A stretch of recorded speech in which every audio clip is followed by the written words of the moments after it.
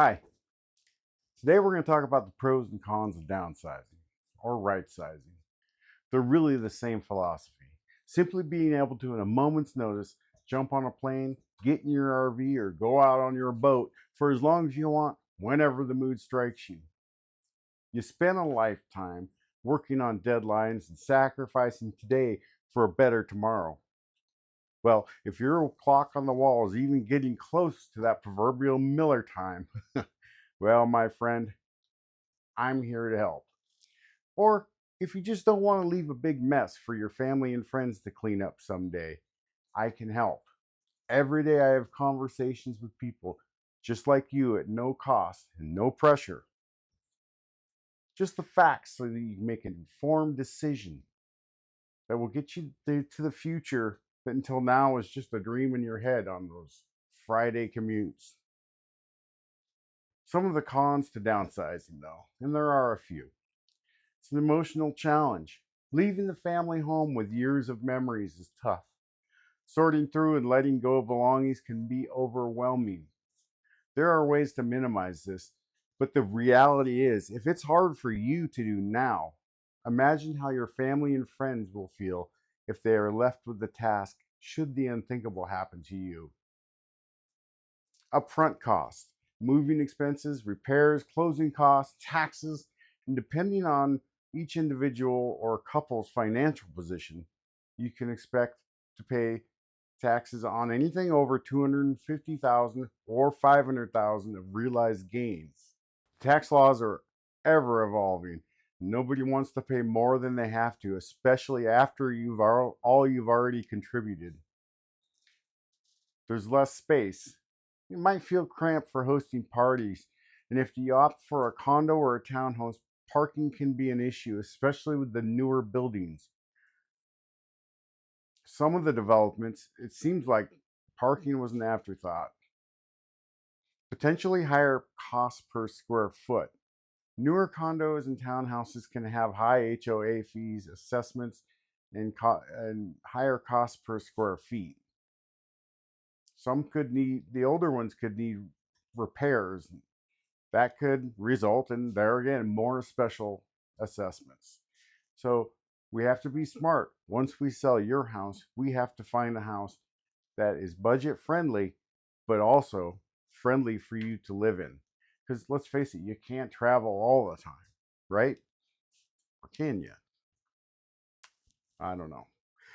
You might be able to, especially if you sell a bigger house and keep that travel fund. Market timing risks. Our market's pretty strong in 2026, in my opinion. It's good for buyers and sellers. It's not a buyer's market or a seller's market, so it works out great for downsizers.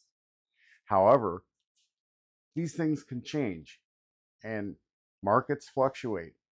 So this good period won't last forever. Always downsize into another single family home as well.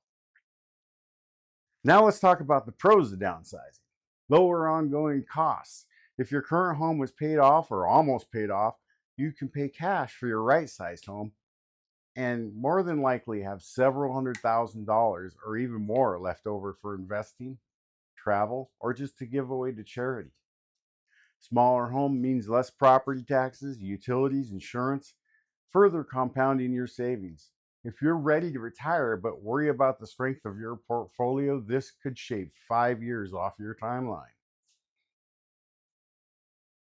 Less maintenance and more freedom. No more big yard, multiple stories to walk up and down, or endless repairs. More time for hobbies, family, outdoor adventures, or just relaxing. Simpler lifestyle. When you aren't paying to store and take care of all your stuff you've accumulated over a lifetime, the burden is lifted and your time becomes your own again. Potentially a better location and flexibility. Move closer to amenities, grandkids.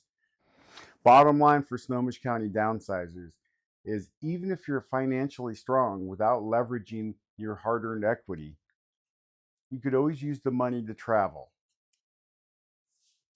College funds for the grandkids. Or eat, let's say you traveled for a living and you would rather not see the inside of a plane for a while. You could use the equity difference to buy a boat or an RV. Just get a whole new set of memories going. Bottom line for Snohomish County downsizers, even if you don't need the hard-earned equity in your home for your retirement, you can use it for other things. The grandkids' college fund, give it to charity. You could always buy that boat or RV you've been looking at. The possibilities are literally endless. And it's always nice to know in the back of your mind while doing all this that you've simplified your life and made your loved ones' lives easier in the event of your passing. But it's not one size fits all. Every day people reach out to me and we schedule time to go over your goals and run the numbers. Hey, give me a call today. Let's get started. What are we waiting for?